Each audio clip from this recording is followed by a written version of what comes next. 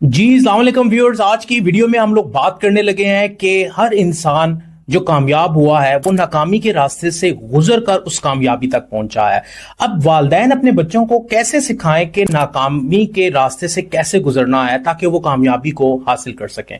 तो आज की वीडियो में मैं आपके साथ 3 पॉइंट शेयर करने लगा हूं जिन पर अमल करके हम नाकामी के रास्ते को सीढ़ियां बनाकर कामयाबी तक जा सकते हैं। तो सबसे पहली चीज कि नाकामी जो है वो एक सीखने का अमल है, क्योंकि हार्वर्ड एजुकेशन स्कूल के मुताबिक जो ग्रोथ माइंडसेट के बच्चे होते हैं वो बच्चे जो सीखने के लिए आगे बढ़ने के लिए तैयार होते हैं वो नाकामी को दिल पर नहीं लेते, वो नाकामी को अपनी नाकामी नहीं समझते, बल्कि उन्हें पता है कि नाकामी एक सीखने का अमल है और वह नाकामी को सीढ़ी बनाकर कामयाबी की तरफ चल पड़ते हैं। तो हमें भी बच्चों को सिखाना है, हमें बच्चों से सवाल पूछना है। जब बच्चा नाकाम हो जाए तो उसे हमने जो गुफ्तगू करनी है उसमें से बताना है कि बेटा आप अगर नाकाम हुए हो तो इस नाकामी से आपने क्या सीखा। ये नाकामी आपको ये बता रही है कि कामयाब कैसे होना है। बच्चे से ऐसे सवालात पूछने हैं जिससे उसका दिमाग एक्टिव हो और उस नाकामी को वो एक सीखने का अमल जो है पर